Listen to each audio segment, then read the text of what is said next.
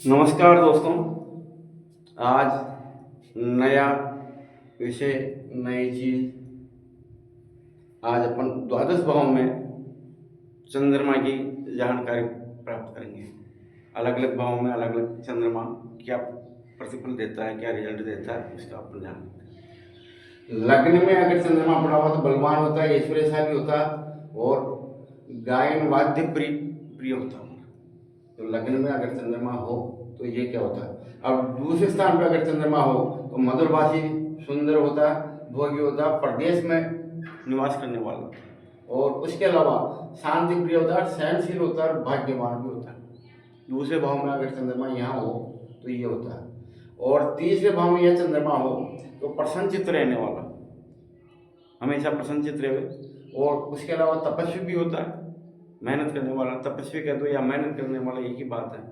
तपस्वी के तीसरे स्थान पराक्रम का होता है, इसलिए तपस्वी होता है। और आस्तिक होता है, मधुरभाषी, मीठा बोलने वाला।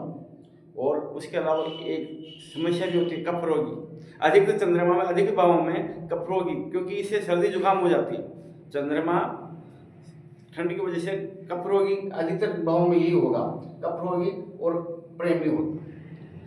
चौथा जो स्व, उसी का स्थान है, माता का भी स्थान है और उसका भी स्थान है चतुर्थ भाव में। तो चतुर्थ भाव में वो दानी मानी होता है, दान देने वाला, मान सम्मान प्राप्त करने वाला। उसके अलावा सुखी होता है और उसका भाग्योदय होगा विवाह के बाद। अगर चतुर्थ भाव में चंद्रमा पड़ा हो तो मान लो उसका विवाह के बाद में निश्चित भाग्योदय होने वाला हमारा। और उसके अलावा बुद्धिमान होता है। और पंचम स्थान पे चंद्रमा हो तो चंचल होता है, अधिकतर कन्या ही होगी, उसके कन्या संतति वाला होगा, कन्या संतति वाला होगा, सदाचारी होगा। और सट्टे में अधिकतर व्यापार करने वाला, सट्टे में जीतने वाला होगा, है ना। और क्षमाशील होगा।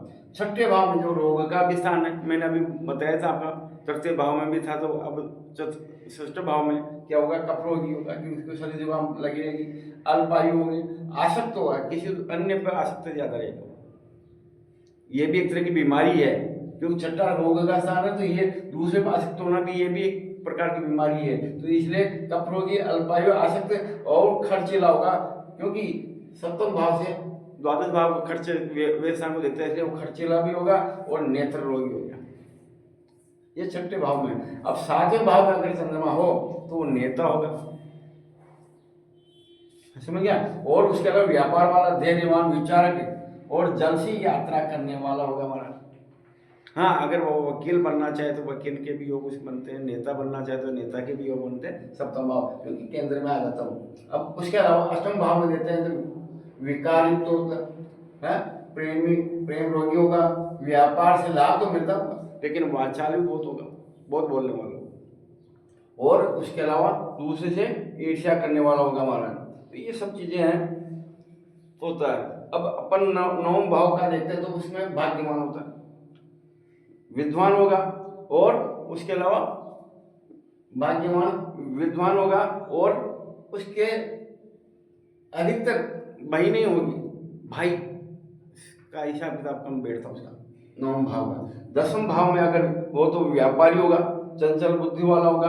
और उसके अलावा राजमान्य होगा, वो दीर्घायु होगा। ये सब दसम भाव में होगा। एकादश भाव में वो, एकादश भाव में होगा तो चंचल बुद्धि वाला होगा और दीर्घायु। सेम दसवां में एकादश भाव का करीब एक जैसा ही होता है। और द्वादश भाव में होता है नेत्र रोगी होता है और कफ रोगी होता है और खर्चीला होता है। ये द्वादश भावों का अलग अलग आपको मैंने विश्लेषण करके बताया। आज अब एक नई कुंडली का अपन विश्लेषण करेंगे, जो मेरे पास जयपुर से आई है, किसी बंधु ने भेजा मेरे को। तो अपन एक नई कुंडली का विश्लेषण करेंगे। 20 जनवरी 90 का उसका जन्म है। 20 जनवरी 1990 का जन्म है। तुला लग्न है।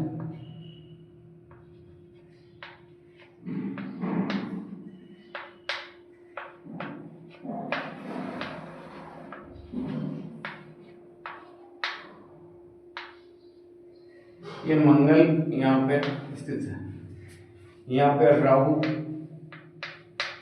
शुक्र और बुध, और यहाँ पे एक केतु हो गया। उसके अलावा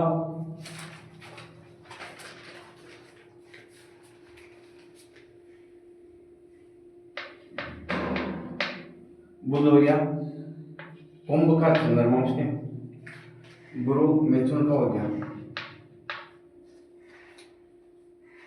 सूर्य और शनि तृतीय स्थान पे धनु का हो गया, सूर्य और शनि। वर्तमान में शनि की महादशा चल रही है, शनि की महादशा चल रही है। शनि में उसमें मंगल चल रहा है, शनि में क्या चल रहा है, मंगल की अंतर्दशा चल रही है। ये चलेगी महाराज 22 मार्च 2027 तक, 22 मार्च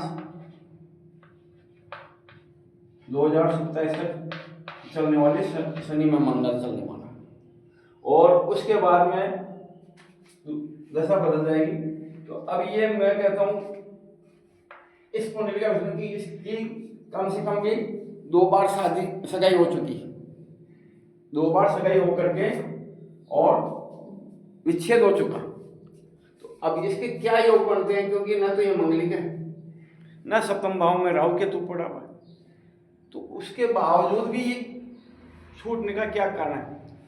क्योंकि तुला लग्न है, तुला लग्न का स्वामी शुक्र है, वो भी शादी करवाता है। उसके अलावा शादी का कारक भी ग्रह शुक्र कहलाया गया है। शुक्र चतुर्थ भाव में पड़ा हुआ है, कहां पे? चतुर्थ भाव में स्थित है, और साथ में राहु अलग है। तो शुक्र जब चतुर्थ भाव में हो तो वैसे भी 2 शादी के योग बनते हैं। अब राहु साथ में होने से और मामला गड़बड़ा जाता है। तो इसके लिए अब इस व्यक्ति को क्या करना चाहिए? एक तो माता का आशीर्वाद लेवे।